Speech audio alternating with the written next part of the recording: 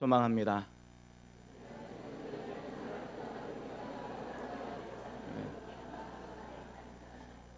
오늘 2부 예배 참석하신 우리 모두에게 하나님의 긍휼과 자비와 축복의 역사가 온전히 나타나길 소망합니다. 예배 도중에 하나님의 귀한 은혜가 임하셔서 가슴이 뜨거워지는 일도 일어나기를 원하고, 또 예배를 듣다가 그 설교를 듣다가 기적이 일어나고 고침받는 역사도 온전히 일어나기를 소망합니다. 주제가 그런 주제가 좀 아니어서 문제지만 그래도 하나님의 귀한 은혜가 우리 모두에게 넘쳐나기를 소망합니다. 우리는 고린도전서 13장을 통해서 지금 오랫동안 계속 말씀을 살펴보고 있습니다. 기독교의 핵심 가치는 누가 뭐래도 사랑이라는 거죠. 사랑입니다. 누가 뭐래도 사랑이긴 하지만 사랑이 뭡니까? 라고 물어보면 사랑은 이렇습니다라고 우리가 대답해 줄 수 없는 상황이 굉장히 많이 내몰리기 때문에 우리가 힘겨워하는 경우가 있습니다.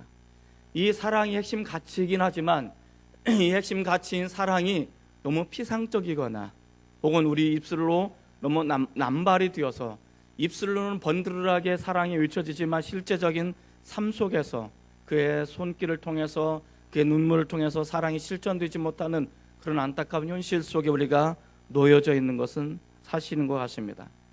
그럼에도 불구하고 우린 여전히 누가 뭐래도 우리가 그 사랑을 제대로 실천하든지 못하든지 그것과 사실은 상관없이 그럼에도 불구하고 기독교의 가장 핵심 가치가 있다면 그것은 사랑이라는 것입니다. 이것은 변할 수 없는 가장 중요한 가치이다라는 것을 우리에게 이야기해 주고 있습니다. 내가 옆에 있는 통역자와 형제 자매를 위해서 목숨을 걸 만큼 사랑하고 있는지, 우리가 서로 뜨겁게 사랑해서 다른 사람들로 하여금 우리가 예수님의 제자인 것을 알게 할 만큼 우리가 사랑하고 있는지 물음표가 붙여지는 것도 사실입니다. 멀리 갈 것도 없습니다. 장평교회 담임 목사만 봐도 물론 사랑이 좀 있죠. 뭐 그렇게 사랑이 넘치는 것 같은가라는 어떤 그런 고민이 되죠. 저는 지난번에 성지순례를 가게 되었습니다. 성지순례 가기 전에 제게 굉장히 고민이 되었던 문제가 하나 있습니다. 이건 사실은 제가 부임할 때부터 계속 저 혼자 자문자답하고 가슴 아리하는 그러한 질문이었습니다. 예전에 몇 년 전에 성지순례 가다가 성지순례 팀에 폭탄 테러가 있었던 거 기억나시죠? 그래서 제 생각에는 그게 늘 잔상이 남아 있습니다. 이번에 우리가 성지순례 가게 되어질 때 비슷한 일이 생기면 나는 어떻게 할까? 나는 그 테러리스트와 함께 그 사람을 끌어안고 바깥으로 튕겨져 나가서 죽음을 감당할 수 있을까? 우습죠? 저는 우습지가 않아요, 이게. 그리고 인도네시아 저희가 비전 트립을 여러 번 다녀왔는데 그 인도네시아 비전 트립 현지에서 우리가 교회를 봉헌할 때 이슬람 원리주의자에서 테러가 일어나면 나는 그것을 기꺼이 희생을 감당할 수 있을까? 그들을 위해서 내가 대신 죽을 수 있을까? 이런 질문들을 사실 굉장히 많이 오랫동안 했고, 또 성지순례 동안 11일 동안 진행되면서 그 질문이 항상 제게 있었습니다. 그리고 저희 시선은 멈추거나 할 때 항상 문 앞에 고정되어 있었던 이 사실을 여러분들은 모르실 것입니다. 왜냐하면 제가 한 번도 말하지 않았기 때문에. 그리고 이 이야기를 제 아내한테도 한 번도 말하지 않았고 지금 처음 이것을 이야기하게 된 것입니다. 근데 그 자문자답을 하면서 생각은 많아지는데 아마 행동은 가게 될는지는 모르겠습니다만은 지금 현재도 내가 이 장평교회 담임 목사로서 우리 성도들 위해서 과연 죽을 수 있을까? 목사님 나를 위해서 죽어줄 수 있어요? 라고 묻는다면 나는 뭐라고 대답할까? 고민이 시작되게 됐습니다. 이것이 나였구나.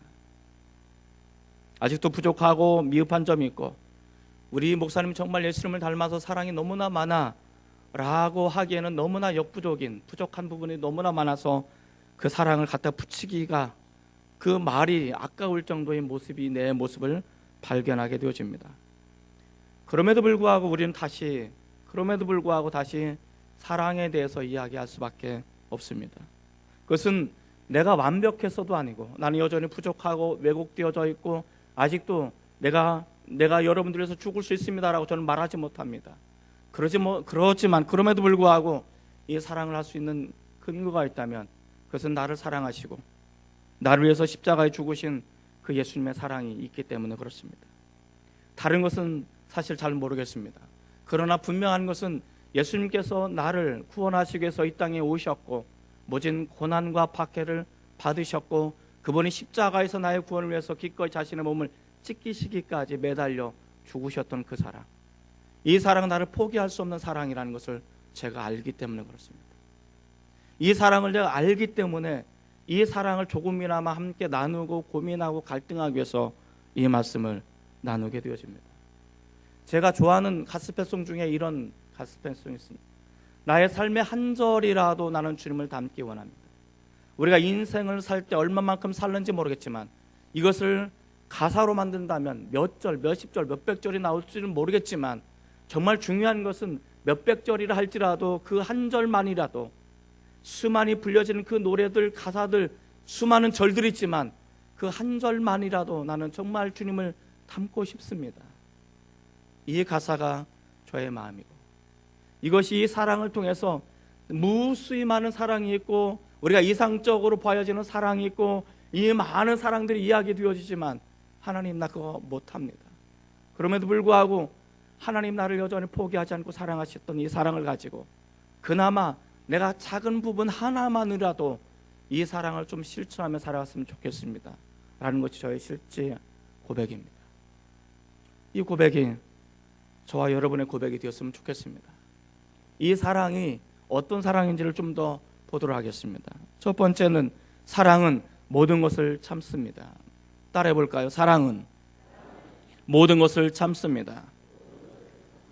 우리 4절부터 7절까지 15가지의 사랑의 속성에 대해서 배우는데 이 참는다, 견딘다 이런 번이 3번 나옵니다. 4절의 맨 처음에 사랑은 오래 참습니다 라는 단어가 나오죠. 그리고 7절 맨 마지막에 보면 사랑은 모든 것을 견딥니다 라는 단어가 나옵니다. 그리고 오늘 사랑은 모든 것을 참습니다. 이 단어를 함축해서 한 단어로 모으면 사랑은 인내라는 단어로 설명할 수가 있습니다. 자, 그런데 이 사랑이라는 것을 여러 가지 이야기로 나눌 수 있지만 인내라는 것으로 투박하게 한 단어로 설명할 수 있지만 그 안으로 들어가 보면 대상이 약간씩 다르다는 것을 알 수가 있습니다. 13장 4절에 사랑은 오래 참습니다라는 이 오래 참는다라는 것은 이런 것이죠. 나에게 아픔을 가져다 주고 나에게 상처를 주고 나에게 정말 고통을 안겨다 주는 그 사람, 그 사람을 향해서 내가 오래 참아주고 기다려주는 것. 내가 아직 교인 되었을 때 하나님께서 그 순간 나에게 심판하지 않고 벌하지 않고 진노하지 않으시고 나를 향해서 오래 참아주셔서 내가 주님께 돌이킬 때까지 나를 기다려주신 그 사랑, 그 사랑이죠. 그런데 예수님께서는 그냥 기다리시는 것이 아니고 내가 주께로 돌이킬 수 있도록 성령을 부어주시고 은혜를 주시고 감동을 주시고 때로는 내 양심의 가책을 갖게 만드셔서 내가 이렇게 살면 안 되겠다라는 생각을 갖게 만들어서 주께로 돌이킬 수 있게 만드시는 그 사랑, 그때까지 나를 참으시고 그때까지 나를 벌하지 않고 기다려주신 그 사랑, 이 사랑을 가지고 나에게 조금 아픔을 가져다 줘도 나에게 상처를 준 형제와 자매라고 할지라도 그렇게 참고 기다려주는 것, 그냥 열중시해서 기다리는 것이 아니고 그렇게 그 상대방을 위해서 기도해 주면서 그 상대방이 그리스도의 사랑을 깨닫고 주께 돌이킬 수 있는 그때까지 내가 기다려주는 것, 이것이 오래 참는 사랑이다라고 이야기해 주고 있습니다. 7절에 사랑은 모든 것을 견딥니다 라고 했을 때 이 견디다라는 것은 이런 뜻이 담겨져 있습니다. 내가 복음 사역을 하다가 적들로부터 공격을 당하듯이 내가 복음 사역을 하다가 고난을 받고 핍박을 받고 박해를 받고 어려움 가운데 빠지는 그런 상황에 놓여 있습니다. 내가 복음을 증거하다가 복음을 전하다가 내가 박해를 받고 고난을 받고 시련을 당한다 할지라도 그 속에서 내가 모든 것을 포기하지 않고 마지막까지 끝까지 이 믿음의 길을 완주할 수 있도록 믿음을 포기하지 않고 끝까지 견디는 것, 희망을 품고 믿음을 가지고 내가 어떤 시련 속에서 박해 속에서 고난 속에서 내가 이 믿음을 저버리지 않고 이 믿음을 끝까지 갈 수 있는 견디는 것, 이것이 사랑이라고 말하고 있습니다. 오늘 사랑은 모든 것을 참습니다라는 것은 약간 다릅니다. 이 모든 것을 참습니다라는 것은 두 가지 의미가 있습니다. 첫 번째 의미는 따라해 볼까요? 사역 중에 만나게 되는 모든 종류의 어려움. 예, 그렇습니다. 내가 사역 중에 만나는 모든 종류의 어려움들이 있음에도 불구하고 그것을 참고 견디는 것입니다. 견뎌내는 것입니다. 내가 복음을 전하다가 복음을 전하는데 어려움이 와요. 상황이 어려움이 와요. 가정의 어려움이 와요. 또 육신적인 어려움이 와요. 많은 어려움들이 오게 될 것입니다.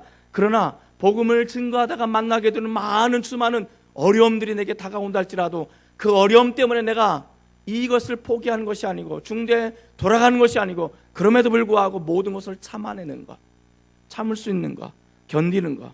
그래서 사랑은 내가 중간에 포기하지 않고 마지막까지 이 길을 걸어가게 만드는 것, 이것이 모든 것을 참아내는 사랑이다라고 이야기해 주고 있습니다. 우리 한번 성경을 찾아서 같이 읽어보도록 하겠습니다. 고린도후서 11장 23절에서 30절까지 말씀입니다. 고린도후서 11장 23절에서 30절 바울은 이렇게 고백하고 있지요. 한번 같이 좀 깁니다마는 한 목소리 같이 한번 읽겠습니다. 찾으셨습니까? 네, 한번 같이 읽습니다. 시작. 그들이 그리스도의 일꾼이냐 정신없는 말을 하거니와 나는 더욱 그러하도다. 내가 수고를 넘치도록 하고 옥에 갇히기도 더 많이 하고 매도 수없이 맞고 여러 번 죽을 뻔하였으니 유대인들에게 40에 하나 감한 매를 5번 맞았으며 3번 태장으로 맞고 1번 돌로 맞고 3번 파선하고 일주야를 깊은 바다에서 지냈으며 여러 번 여행하면서 강의 위험과 강도의 위험과 동족의 위험과 이방인의 위험과 신의 위험과 광야의 위험과 바다의 위험과 거짓 형제 중의 위험을 당하고 또 수고하며 애쓰고 여러 번 자지 못하고 줄이며 목마르고 여러 번 굶고 춥고 헐벗었노라. 이외에 일은 고사하고 아직도 날마다 내 속에 눌리는 일이 있으니 곧 모든 교회를 위하여 염려하는 것이라. 누가 약하면 내가 약하지 아니하며 누가 실족하게 되면 내가 애타지 아니하더냐. 내가 부득불 자랑할진대 내가 약한 것을 자랑하리라. 예, 거기까지. 사랑하는 성도 여러분, 이것이 바울의 고백입니다. 바울은 뭐라고 말합니까? 바울은 이 복음을 증거하다가 만나게 되는 수많은 이야기들을 우리에게 나누고 있습니다.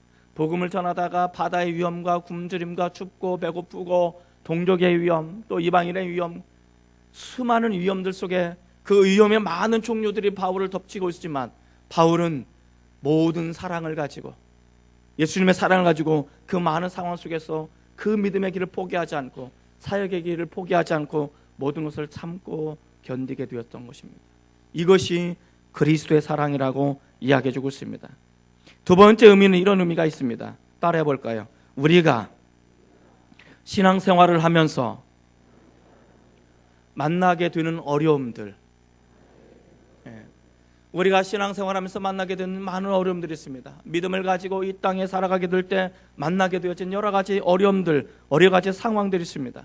오늘날 예수님을 나의 구세주로 고백하고 주님으로 고백하는 이 사람들이 세상 한복판에 살아가는 것을 한번 생각해 보시기 바랍니다. 세상은 이 지금 우리 교회를 향해서, 기독교를 향해서 뭐라고 부릅니까? 기독교라고 부르지 않죠. 뭐라고 불러요? 개독교라고 부릅니다. 개독교라고. 그리고 이런 교회 문제들, 많은 문제들을 가지고 교회를 비난하고 욕하게 되어집니다. 며칠 전에는 인터넷 뉴스, 한 뉴스로 떠올랐던 것 중에 하나가 무엇입니까? 인천 지방의 어떤 교회가, 큰 교회가 자기가 서로 담임 목사라고 싸우다가 서로 멱살 잡다가 나중에 세상 법정까지 사서 벌금형을 물게 된 것입니다. 이것이 교회의 모습입니다. 이것이 오늘 한국의 교회, 많은 교회들이 가지고 있는 정말 하나님의 얼굴을 먹칠하고 하나님의 이름을 더럽히는 일들이 이런 곳에서 곳곳에서 일어나는 것을 바라보게 되어질 때 세상 사람들이 이런 교회를 볼 때 뭐라고 보겠습니까? 그곳이 사랑이 넘치는 곳이고 이 교회가 희생을 감당하는 것이고 이 교회가 세상의 빛과 소금 역할을 하는 교회라고 볼 것입니까? 그렇게 보지 않아요. 이런 상황 속에 우리가 놓여져 있어요. 그렇기 때문에 우리가 세상 속에서 내가 예수 믿는 사람, 예수쟁이라는 것을 스스로 폭로할 수가 없는 그런 시대 속에 우리가 놓여져 있단 말이죠. 그런데 우리는 어떠해야 됩니까? 그런 상황 속에서도 많은 사람들이 교회를 비난하고 교회를 욕하고 하나님을 욕하는 그런 상황 속에 놓여져 있다 할지라도 그럼에도 불구하고 나는 그 한복판에서 나는 예수님을 믿는 사람이고 나는 하나님을 믿는 사람이라고 내 스스로를 드러낼 수 있는 용기가 있어야 되는 것입니다. 그리고 그 속에서 우리가 많은 어려움들을 당하게 되지만 그 어려움들을 감내하며 끝까지 참을 수 있는 이것이 사랑이라고 이야기해 주고 있습니다. 이러한 어려움들은 교회 바깥에만 있는 것이 아닙니다. 교회 안에도 있습니다. 어떤 사람들은 불교 시어머니 밑으로 시집을 가가지고 갈등이 있습니다. 어떤 사람들은 직장의 상사가 종교적인 갈등으로 인해서 어려움을 당하는 사람들도 있습니다. 어떤 사람들은 서로 다투는데 식당 봉사를 하다가 서로 다투어서 말도 안 합니다. 어떤 사람들은 행사를 하다가 뜻이 맞지 않아서 서로 다투기도 합니다. 어떤 사람들은 해외 아울리치를 가서 다 성품이 드러나가지고 맞지 않아서 싸우다가 대폰 싸우고 나서 교회 와서는 말도 안 하고 서로 얼굴을 쳐다보지도 않습니다. 이런 일들이 비일비재하게 일어나는 것이 오늘 한국교회의 현실입니다. 이런 상황 속에서 우리가 정말 열심히 살아가고 있는데 살아가면 갈수록 뭔가 이상해지는 거, 뭔가 어려워지는 거예요. 내가 정말 신앙생활 함께하는 믿었던 사람에게 내가 속고 속임을 당하고 또 배반을 당하기도 하고 그래서 경제적인 어려움들을 당하기도 하고 이런 일들이 있습니다. 그 인간 보기만 하면 속에서 정말 잡아 죽이고 싶은 이런 분노가 들끓는 그런 상황 속에 놓여져 있습니다. 그런 사람들에게 사랑은 모든 것은 참는 것입니다 라고 말한다면 참아지던가요?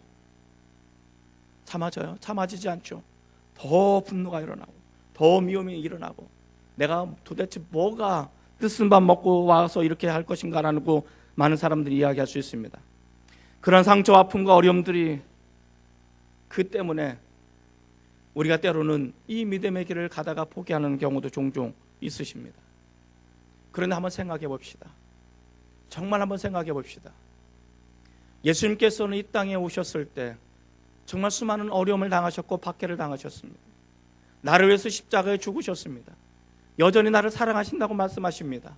내가 하나님 앞에 완전한 자가 아님에도 불구하고 난 여전히 하나님께 실망하고 하나님께 실망을 드리고 예수님께 실망을 드리고 하나님의 뜻은 고사하고 하나님 뜻을 묻지도 못하며 내 뜻대로 살아가고 그러면서 하나님 사랑한다고 하나님께서 나에게 축복을 나눠주시며 하나님 원망하면서 도대체 하나님 왜 나한테 왜 이래요? 왜 어려움을 주는 거예요? 왜 나에게 축복을 나눠주세요? 라고 원망했던 우리들의 모습을 한번 생각해 봅시다. 그런데도 우리 주님은 나를 참아주십니다. 참아주시고 또 참아주십니다. 그리고 나를 다시 사랑으로 나를 붙들어 주시는 것입니다. 우리가 사역하게 되어질 때, 믿음 생활하게 되어질 때 만나게 된 여러 가지 어려움들이 있죠. 시련이 있죠. 정말 내가 이 교회를 다녀야 되나 말아야 되나라고 그런 사람들도 있죠. 그래서 요즘은 가난 성도가 많지 않아요. 가난 성도. 이걸 거꾸로 하면 어떻게 돼요? 안 나가 성도. 안 나가서 교회를 안 나오는 거예요. 그래서 이 사람들 물어보십시오. 안 나오는 사람에게 당신 하나님 믿습니까? 믿어요. 당신은 예수님이 당신의 구세주를 믿고 있습니까? 믿어요. 그러나 교회는 안 나갈 거예요. 나 지긋지긋해서 안 나가요.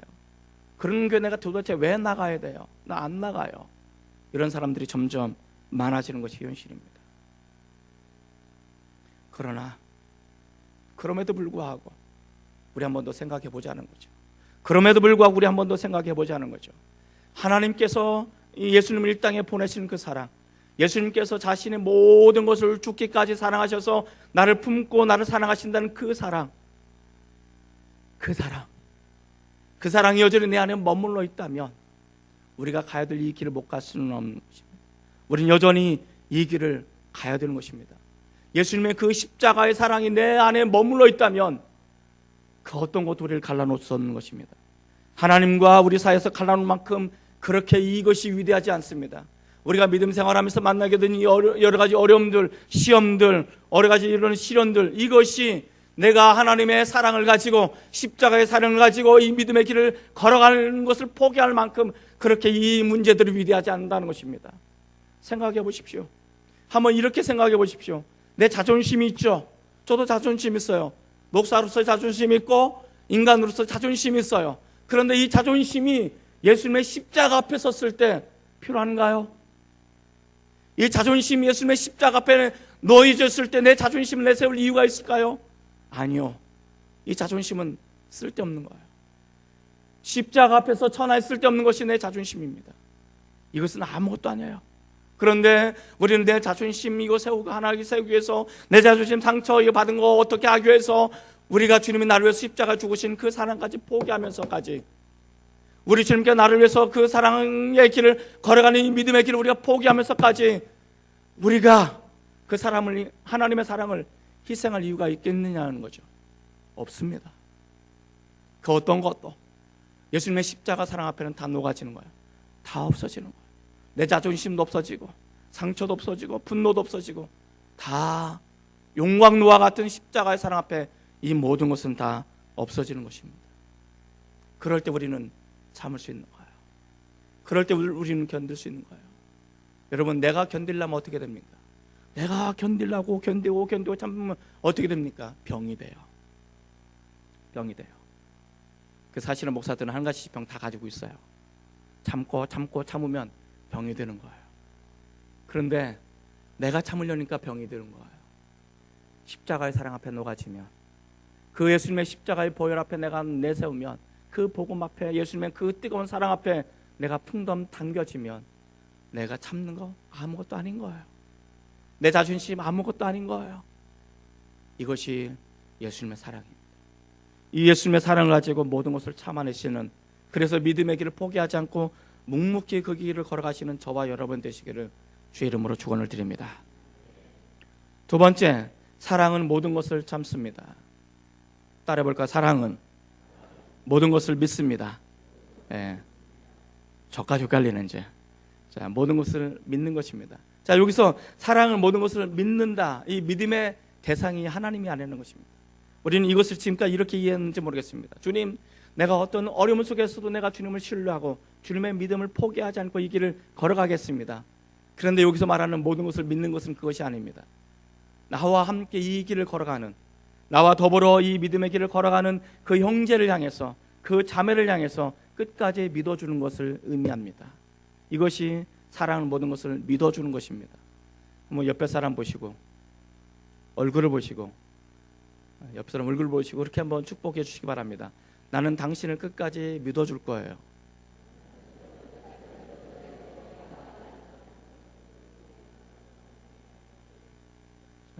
어때? 대답을 해보세요.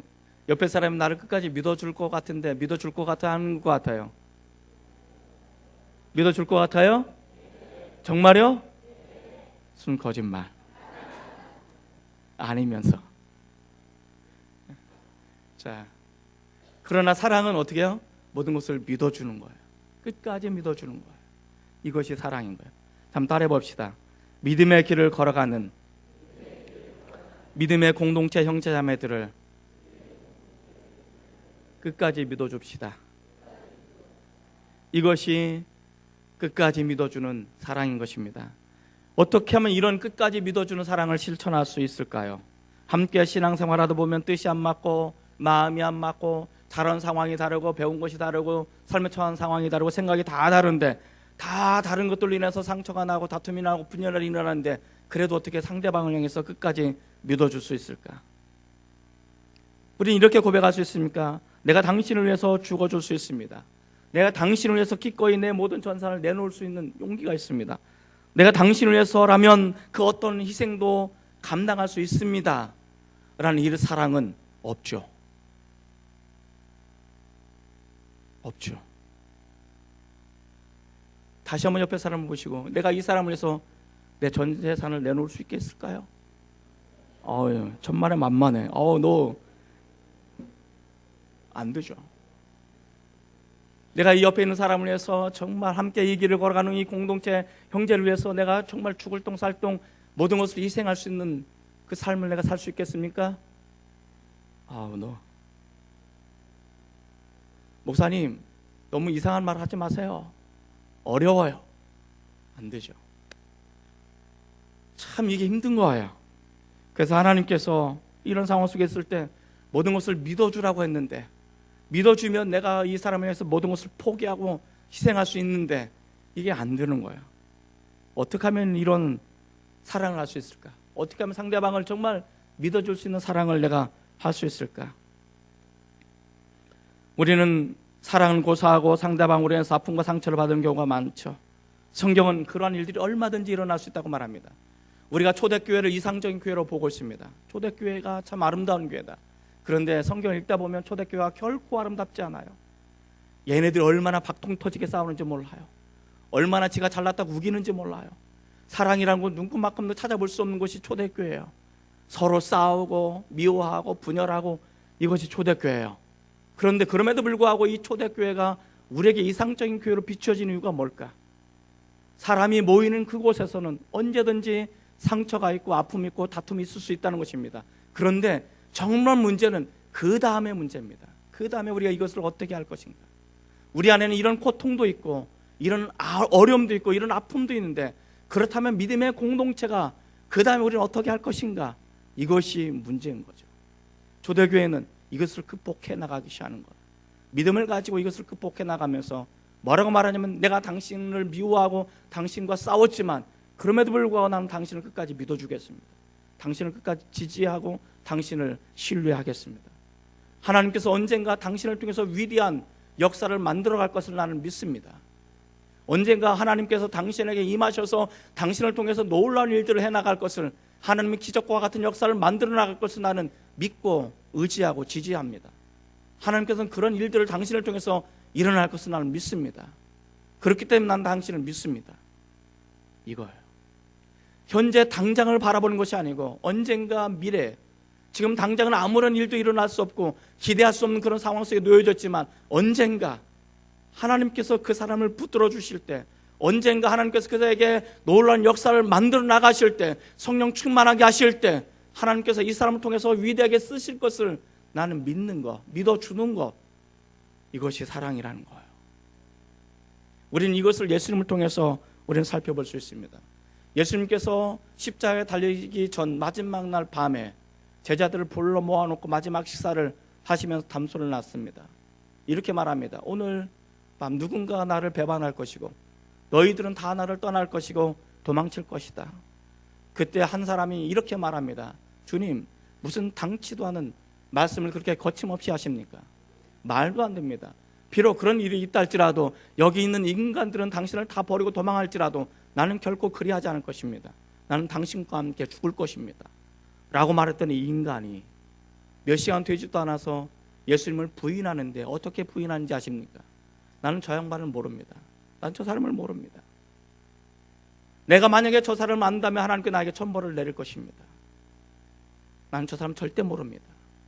이것도 부족해서 뭐라고 말하는지 아십니까? 그 예수님을 향해서 저주하고 욕하면서 나는 저 사람을 정말 모른다니까요. 그럴 때 그렇게 예수님을 저주하고 예수님을 부인하는 그 순간 예수님의 시선과 이 사람의 시선이 마주칩니다. 교환합니다. 그런데 놀라운 것은 예수님께서 그렇게 자신을 저주하고 욕하고 부인하는 그 제자를 바라보시는 예수님의 시선이 그런 제자를 향해서 원망이나, 그런 제자를 향해서 분노나, 그런 제자를 향해서 실망의 눈초리가 아니었습니다. 그 제자를 향해서 영원히 난 그래도 너를 포기하지 않고, 그래도 난 너를 사랑할 거고, 그래도 난 너를 포기하지 않고 끝까지 믿어줄 거야. 지금은 네가 이럴 수밖에 없지만 언젠가 너가 정말 네 말대로 나를 위해서 죽을 수 있는 그날이 임할 거야. 난 널 믿어. 난 너를 영원히 지지해. 내가 너를 포기하지 않아. 이런 시선으로 그를 바라보게 되는 것입니다. 그 시선을 바라봤을 때 얼마나 당혹스러웠는지, 그 순간 닭이 울자 이 사람 바깥으로 나가서 통곡하며 울기 시작했다고 성경은 이야기해주고 있습니다. 예수님께서는 제자들이 자신을 부인하고 다 도망할 것을 몰랐을까요? 다 알았습니다. 연약해서 이 길을 갈 수 없고, 이 길을 포기할 수밖에 없고, 이 길을 그들이 다 내팽개치고 도망갈 수밖에 없다는 그 제자들을 우리 주님께서는 아셨습니다. 그럼에도 불구하고 예수님께서는 그 제자들 향해서 한 번도 외면하지 않으시고 원망하지 않으시고 마지막까지 그 제자들을 믿어주고 그 제자들을 지지해주고, 언젠가 너희들이 나를 통해서 위대한 역사를 만들어갈 것을 기대하시면서 신뢰해 주시는 그 믿음, 나는 여전히 너희를 향해 믿고 있어, 난 너희를 믿어 라는 그 믿음, 이 믿음이 우리에게 있는 한, 나에게 있는 한, 우리는 이것을 가지고 형제를 믿어줄 수 있는 것입니다. 생각해 보시기 바랍니다. 내가 하나님 앞에 섰을 때 내가 하나님 앞에 자랑할 거리가 뭐가 있겠습니까? 하나님, 내가 주님을 위해서 이렇게 살았습니다라고 당당하고 떳떳하게 주님 앞에 내놓을 수 있는 것이 무엇이 있습니까? 사실 우리가 주님 앞에 내놓고 주님 앞에 자랑할 수밖에 없는 것은 내 죄밖에 없지 않습니까? 내 안에 있는 감춰진 숨겨진 욕망밖에 없지 않습니까? 내가 주님 앞에 꺼내놓은 많은 것을 다 꺼내놓으십시오. 우리가 주님을 위해서 내가 죽겠노라, 주님을 위해서 내가 살겠노라, 내가 주님을 이렇게 헌신하겠노라 라고 말하고 있지만 그 이면에 담겨져 있는 우리의 욕망과 우리의 찌꺼기와 같은 죄악밖에 남겨지는 것이 없지 않습니까? 사실 그렇지 않습니까? 제가 목사를 가면을 벗겨치고 내 내면의 세계를 다 뜯어내면 뭐가 남겠습니까? 수많은 욕망의 찌꺼기, 죄악의 찌꺼기, 이거밖에 남는 거 없지 않습니까? 그럼에도 불구하고 주님께서 뭐라고 말씀하시냐면, 야, 나 너를 믿어. 지금은 이렇지만, 지금 이럴 수밖에 없지만 난 너를 포기할 수 없고 내가 너를 지지할 것이고 마지막 순간까지 난 너를 믿어줄 거야. 그리고 언젠가 네가 정말 하나님의 사람으로, 성령의 사람으로 거듭나고 네가 변화되어진다면 너를 통해서, 너의 약함을 통해서 내가 너를 위대하게 사용할 것을 나는 믿어. 이것이 예수님의 사랑이에요. 이것을 가지고 이제 옆에 있는 형제를 바라보라는 거예요. 내 마음에 차지 않죠. 내 마음이 들지 않죠. 내 마음을 아프게 하죠. 때로는 내게 근심을 가져다 주죠. 그럼에도 불구하고 마지막까지 난 당신을 믿어주겠다라고 말하는 거예요. 저는 이것을 설교를 준비하면서 이런 생각이 들었어요. 목사가 된다는 것은 뭘까? 한번 여러분들은 한번 스스로에게 물어보십시오. 성도가 된다는 것은 어떤 것일까? 목사가 된다는 것은 어떤 것일까? 왜 성도는 나를 인정해 주시지 않는 것일까? 성도는 왜 내 마음에 이리도 아프게 할까? 성도는 왜 지지리도 변화되지 않는 것일까? 이런 걸 생각하면 제 마음이 아파요. 제 마음이 어려워요. 서운하기도 해요. 때로는 고통이 되기도 해요. 그런데 자꾸 만드는 생각이 이렇습니다. 성도들이 잘못되면 제 마음이 더 아파요. 병들면 마음이 짠해요. 잘 다니던 직장에서 잘리고 정말 전전긍긍하면 내가 어떻게 할지 몰라요. 내가 더 불안하고 초조하고 안타까워요. 성도들이 서로 싸웠다는 이야기를 들으면 제 가슴이 쿵 하고 떨어져요.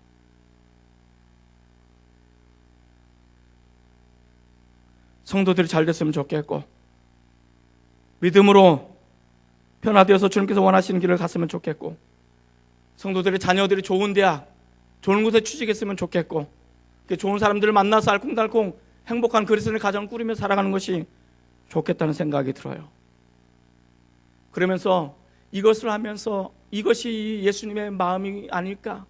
이것이 우리를 향한 예수님의 마음이 아닐까? 목사가 되고 나서 보니까 수많은 시험거리가 있고 아픔거리가 있고 또 아직도 변화되지 못해서 끙끙거리고 있는 그 성도를 바라볼 때 마음이 아프고 짠하고 근심이 되고 이게 예수님의 마음이 아닐까? 조금 많이도 아니고 조금 손톱만큼 이해하게 되는 거예요.